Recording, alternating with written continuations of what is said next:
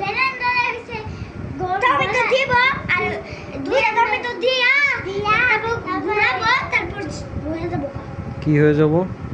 juice না না না সস ব্লেন্ডার সুগার দিব তারপর চিনি দিব একটু চিনি দিবা তারপর ঝাল কইরা বানাবো তারপর একটু শুকনা মরিচ দিবা তারপরে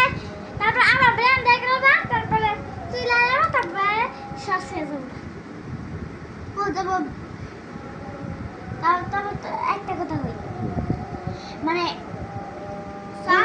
ওদের ব্লেন্ডার আছে তো চাই তাহলে ব্লেন্ডার থাকবা সে জুস অবশ্যই বানাতে পারবো ব্লেন্ডার না সে অবশ্যই জুস বানাতে পারবো এখন পর্যন্ত ওদের সবাই ব্লেন্ডার আছে ওরা সবাই টমেটো নিয়ে বানাবো সস বানাবো এই সসে না পাশে না সব ব্লেন্ডার বানাবো আঙ্গুল আনে বাড়ি হইছে ব্লেন্ডার আছে মামা কিনে দিছে চাউনি মানে সস দেবো সব দেবো আর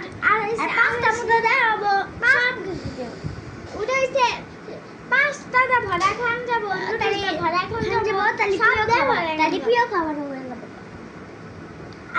আর হইছে সস আর পাস্তা তাহলে এর প্রিয় খাবার আর কি শসা প্রিয় খাবার তারপর গাজর প্রিয় খাবার লাউ প্রিয় খাবার সব খাবার সব খাবারই সুন্দর সাল্ট খায় তারপর সস খায় এটা সব খায়